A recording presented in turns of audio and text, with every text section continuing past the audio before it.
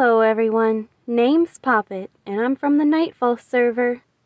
My crew is called Puppeteers. We're only level 1 right now, but we are determined to keep growing and keep on going.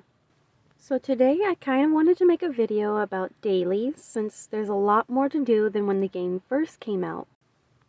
For example, we can accept daily bounties in either Asperia or Vera.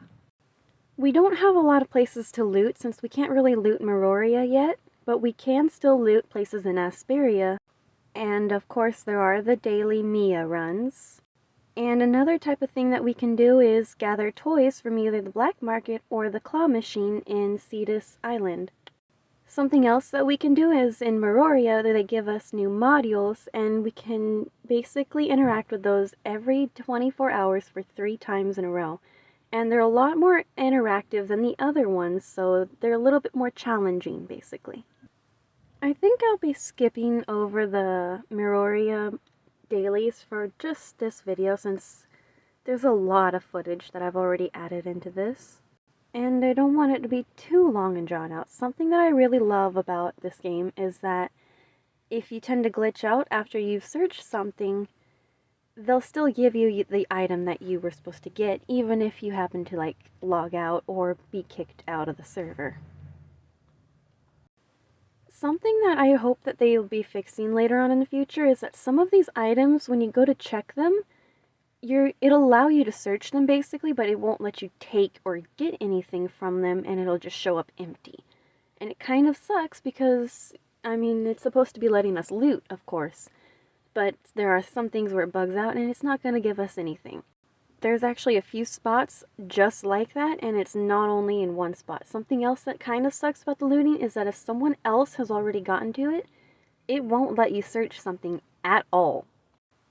So like with most of the dailies, it's going to have a time gap of 24 hours before you can loot again, and you can only loot 1 time each day. So if you want to loot again, you're just going to have to wait for the next day and hope that somebody hasn't looted it before you. These are really small, of course, and looting doesn't really give you a whole lot, but it does kind of give you some nice items for your car or just ingredients, and it's going to help. Basically, because with those ingredients, you can rack up your points for whatever you need if you want to get some dark crystals or, you know, one of those yellow thingies. I don't really know what those things are called, but they're supposed to go for our stamina. Something that I kind of do really enjoy about this game is that you do have to run from some of these people, and if you get caught, you will get kicked out of the thing, and you won't be able to get any of the items, not even in the mailbox from the system. I really do not understand why this person is here. Their entire shop does not work at all. There's a shop out front that's going to give you, things to your little special orders area. But this person, they just seem broken. Since the beginning of the game, they've been broken. I don't know if there's, a secret quest that I'm supposed to take to open their shop, or if they're just forever like that. But I've given up researching since apparently Google's not going to share any details. Oh, something else that some people can count towards their dailies is killing little birds like that. Basically, you can kill those birds throughout the entire game. You just gotta wait for them to, respawn. And sometimes they'll drop some items, like ingredients for the most part, and sometimes, very rarely, they'll also drop, a little car piece or something other that's not really gonna be, significant or, large. It's just gonna be really small. One other thing I would also like to throw out is the black market won't just give you toys. Sometimes if you go to the left side, you will get things for your car, you will get ingredients, you will get other items for your character, but you won't really get toys all the time from the left side. So if you go to the right side, you're more than likely going to get those toys. But again, you'll also be getting things that you can level up to your character, your account, and everything like that. Something else that we're going to be able to do is when you get to the claw machine, there's only about 2 toys that you can really trust to always get, and it's those tree heads or those purple little foxes. Do not go for those little black orbs, and do not go for any other toy because those are literally a scam. These 2 toys are the only ones with big enough heads that the claw will actually chomp on and lift up to carry on over. It really does suck, but with the claw machine, you've only got 2 toys that you can trust. When it comes to mobile, I don't know jack shit for the PC version because I don't really play the PC side. I'm like always on mobile basically, since it's a lot more convenient and it's easier for me, and I feel like I know where all the buttons and controls are. So you might have a better chance with PC with the other toys and the claw machine, but if you're going to be on mobile, just go for the tree heads, or all the time, just always go for the purple foxes, because those ones you'll always get basically, and I never lose the claw machine. I always get them from being able to do those. So if you want a chance to always win those, just go for the purple foxes all the time, and you can always go for the tree heads as well.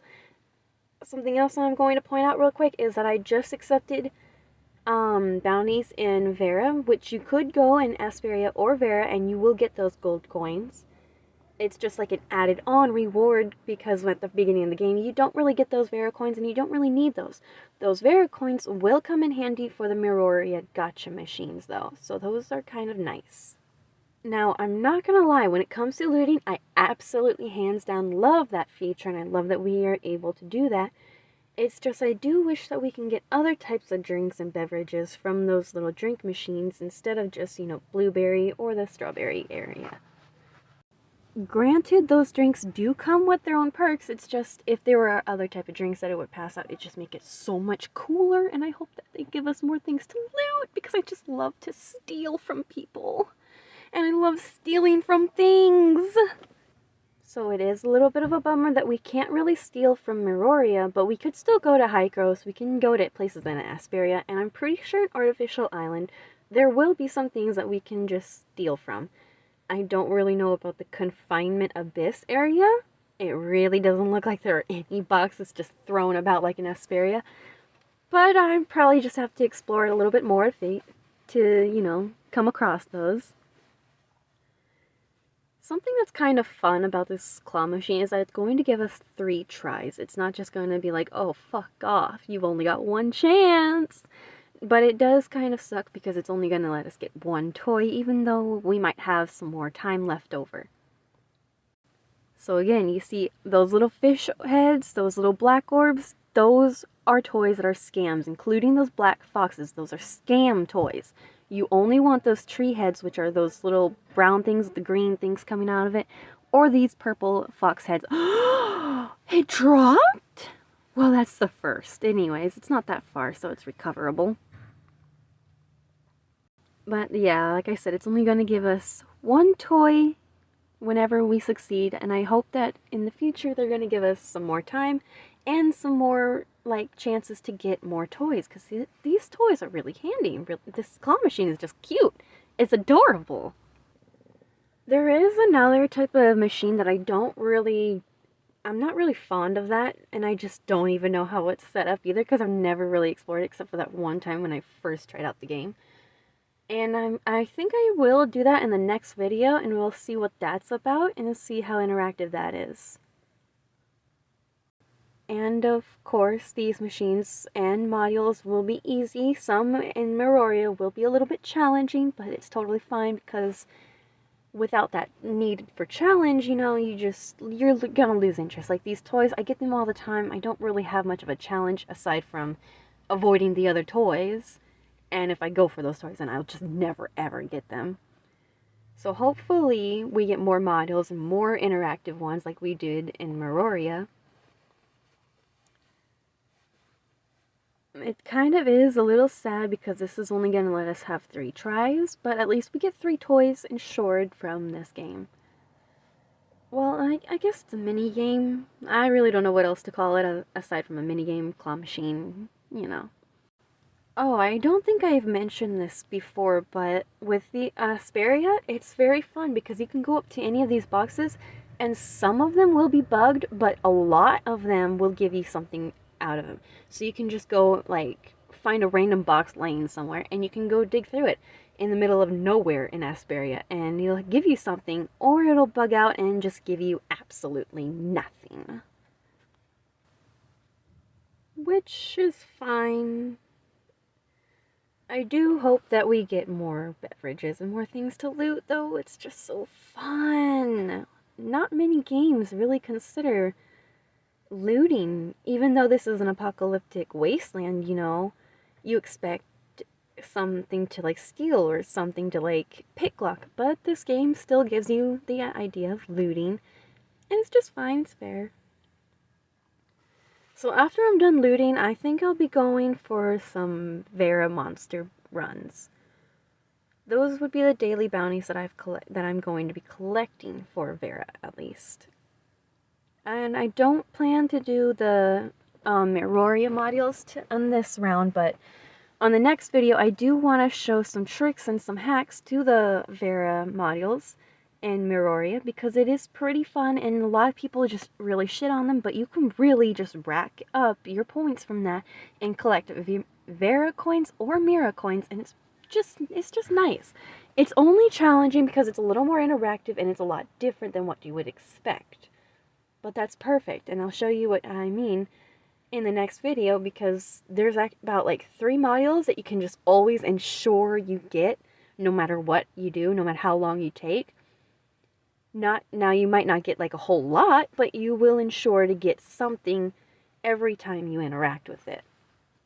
There is quite a lot that we can do in this game. We don't really have to fixate on battle and combat. We can explore the rest of the world that we have. We can play with little things like the MMO interactions, the little mushrooms that we can jump on. We could, of course, loot, and we can also do other types of dailies, and I love this game. I really hope that they give us some more things to do and they keep updating it and they don't just abandon and jump ship, because that would really, really be a slap in the face at that point. Something that I already love about Asperia is that there's so much to loot, there's so much to explore, there's so many places that we can go to. Now, there was a time where I was really, really petty, and I just decided to kill myself over a bajillion times in this game, and you actually get fucking points for that. The devs planned out to where they knew that people would be so salty that they would just constantly kill themselves, and you would get some dark crystals and some points from that. I'm not even kidding. So it made me wonder, what else did the devs come up with? What else did the devs plan for us? Like, they've made an entire game for people to enjoy, and there is quite a bit to do. There's also a lot that we can customize and play with.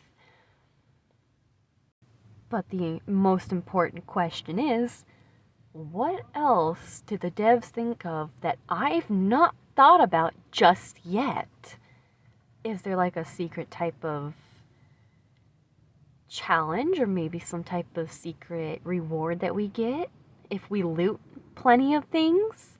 If we get caught looting enough things? I've already done that one, by the way, where you get caught by the AI so many times that you eventually just get the dark crystals for it.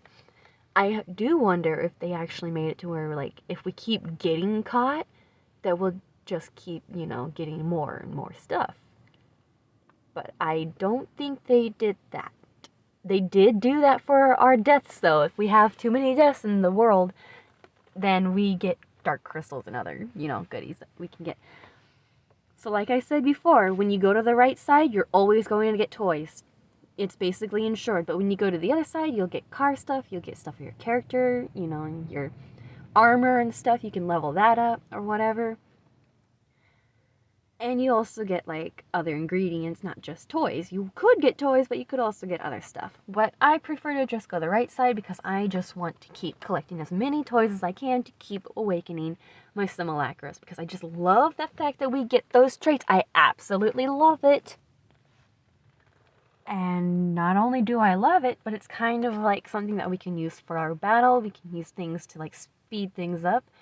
Or we can just use them for whatever else the devs decided to come up with. Whatever, you know?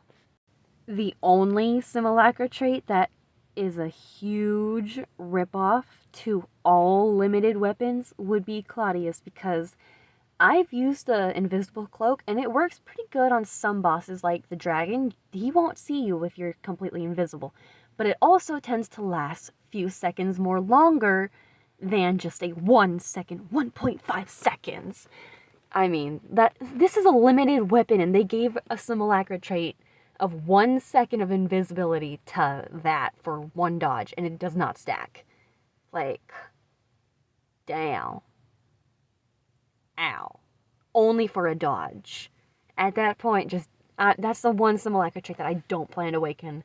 But even for Ian, like, she has something that you can use to where it like reduces stamina, and I personally think that's going to come in handy if you especially since the new relic. It's pretty sucky. Okay, I'm not gonna lie. It sucks the fact that it just takes even half the stamina, whereas the jet board, the fucking everything else doesn't even take stamina. Okay, but that one, the new relic from the third battle pass, it takes half your stamina if you tend to start up even just a bit. And you're not going to be able to start up like you could with the others. No, you have to literally wait for the box to appear, the SSR relic box to appear from the fucking pass. That's something else that sucks. But even though it sucks, we have simulacras that could make up for it and, help extend the, interest of something. Except for Claudia's sim trait. Except for that one. I'm not gonna lie here. I do wish that when it came to the artificial island, that we also had different bosses to fight. I do love the fact that we get a puppeteer boss to fight in one of the joint operations. I do love that. It would have been so cool if they took advantage of that opportunity and created different bosses, Especially if it's going to be global and they're already trying to do things a little bit differently. I get that not everything will be able to be different, but I did kind of hope for, new bosses. I'm glad that we get to fight the Froggy, but it would have been cool if we also got to fight, Kyron or the other flying boss and stuff like that. Valkyrie, I believe her name is. One thing I just can't get over is the fucking graphics. I just love the scenery. No matter where you go in the game, it's going to look fantastic. And you can play with the settings a bit and, edit it to look your kind of style. For me, I love the cyberpunk aesthetics, and I just love the, technology and everything. So I really wanted it to glow from my side. But you don't really need to deal with that. You can play with that any way you want, basically. But again, it's just so beautiful. It is so lovely, and I really hope that the next update is just going to be even more fantastic. There's apparently some talk going around that it's going to be underwater, but we will also be able to go fishing, which, in my personal opinion, I love that, but I do hope that we will be able to sell the fish and not just stick them into aquariums. I mean, it's cool, but I do hope that we also get to edit our home space more, because apparently we're going to have a home space of our own or something like that, which I thought the artificial island had covered that in the build mode, but I guess they decided to add something more cooler, which would be a little bit interesting if they allowed us to have more personalization and, customize items or buy items, because in Wizard 101 it's a different MMO basically, and it's a very old game, but we get to like buy these items, or we can make some of these items, or we can get them in special packs of furniture, stuff like that. So I'm hoping that we're going to be able to get that with the home space update or whatever, with the underwater and everything. It would be cool. Just saying, devs, if you're out there and if you're watching this, it'd be very cool. But it would also be interesting if you did allow us to steal and loot stuff down there too. Just saying. It'd be funny. But for real, I really, really love this game. I'm looking forward to the next updates and for more weapons. Apparently, we should be looking forward to some new weapons, and they're gonna be different than these basic swords, basically. I'm so done with the swords and guns. I really want something so different and unique.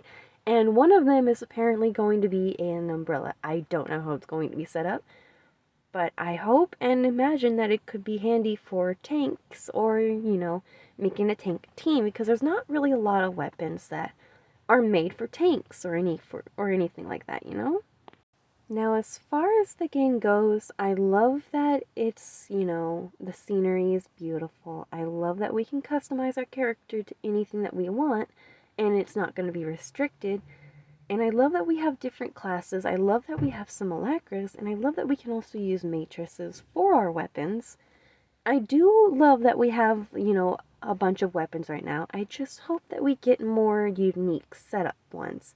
What I mean is, not just unique in weaponry, but also in mechanics, because a lot of these mechanics are borrowed and often copy-pasted, I feel, for a lot of these weapons. Like the staffs, those feel like copy-paste for me. And then there's also how Crowley's set up. He and King both seem to have similar aerial attacks, I do like that King has a little bit different style. It's just when it comes to the air, like Claudia also seems to be copy-pasted with Crowley and King, Hopefully we get unique weapons and different mechanics, but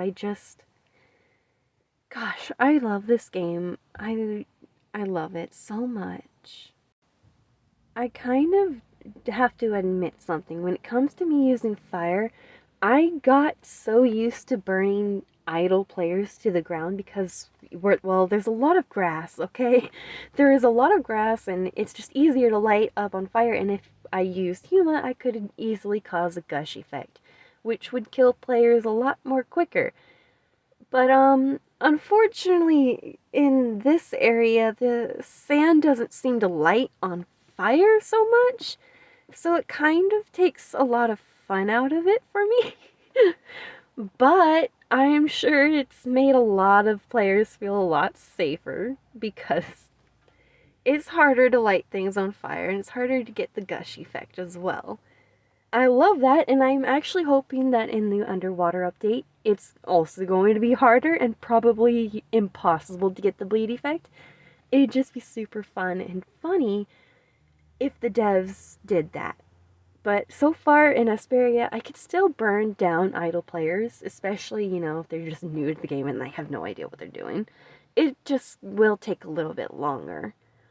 Mostly because, Zero does not have bleed effect at all. He only has knockback, and the knockback will only affect enemies in the game. It'll work in PvP, but it won't really work in PvE. It'll work in the spar area, but not so much, But it's fine. There's just also not a lot of players in Asperia either, so there's also not really many newbies coming. But whenever there are, dun dun dun, coming for ya. It does take some time though, and they usually have to be idle, but the funny thing is that when they die, if you happen to have Mia next to you, she will look and watch at their bodies fall and then look right back up at you. So she's basically just, a witness to murder. An accessory to murder, I guess.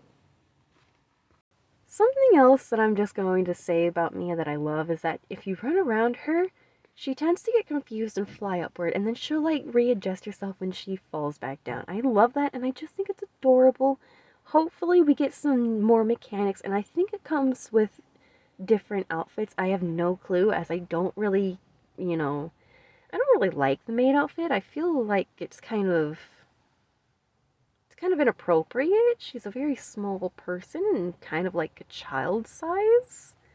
So, I prefer the little dolly outfit because at that point she just looks like a little doll and, like a little AI robot. It makes sense. Or still, since she does look like a little girl, it's much better. But I do wonder if it comes with, different mechanics with the different outfits. I didn't get a chance to get the Halloween outfit for Mia because, once again, the devs wanted to place things behind a gacha system, which you have to spend a lot of dark crystals on. And in Vera, we don't really get dark crystals. We get Vera coins, and with those Vera coins, we can go to the gachas and then get those dark crystals. But, It's so roundabout and so drawn out, so excessive. It's not really worth it, I feel, for the dark crystals. But still, I'm trying to clear out those gotchas, and it has been a challenge. I'm not gonna lie, I can't clear out any of them. I'm almost done with the mirror, though, with like, I think 2 or 3, one being a mask, one being some heart hair clips, and I think those little Mia ears are the one things that I don't have, but that's only with one gotcha. I still have to work on a whole nother gotcha, and there's also some other ones, and it's just... What I did find interesting in Confounding Abyss is that I think we start to get dark crystals again. So I just love that, and hopefully I'll be able to collect a little bit more, so in the future, maybe with the next gotchas, I don't have to spend money for that, and I can just use dark crystals.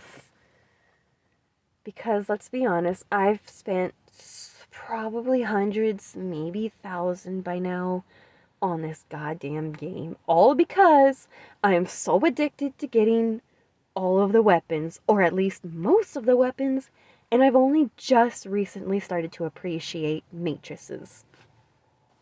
Which, to be fair, the matrices do come in handy and will sometimes give us a different element, like Robarg is poison, or sometimes they'll just amplify an elemental attack, like Ruby's being the fire one, or sometimes just amplify, damage boost and things like that.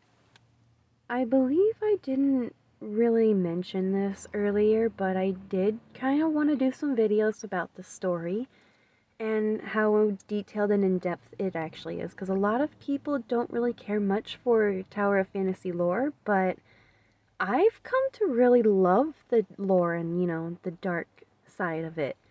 There's a lot to, discover and a lot to read. There's not only just a lot to read, but there's a lot to every simulacra and future character as well, including some characters that we didn't get at the time that I would get messages of or about that were included in another simulacra character's story, which is kind of cool, and I love that they all connect to each other one way or another. And I do like that we get, little future details before the updates and everything. It's kind of handy. And I do like that they'll give us gifts in our little mailbox, or sometimes while we're messaging them, they'll just sometimes drop a little gift or something hidden about their own lore or another person's lore. The lore doesn't just get shared by the simulacras. These little side missions that we can do will also give us a little bit of the details of how characters feel, of how people are actually behaving in this apocalyptic world. So you can get bits of the story from your simulacra characters in the mailbox, or from the system development in the mailbox, so you get either of those, or by doing the side missions, or just by going up and talking to people, which in Miroria you're going to actually be required to do, but they still drop little bits of the story here and there. Whereas in Asperia, you're not really required to do that, but you can still kind of get a hint of how people feel behind the scenes. Hopefully in the underwater update, it'll be a lot more, easier to get to meet more people and talk to more people and get more bits from the story and lore. That's kind of all I have time for today. We will get more of the lore in the next video though. Bye guys!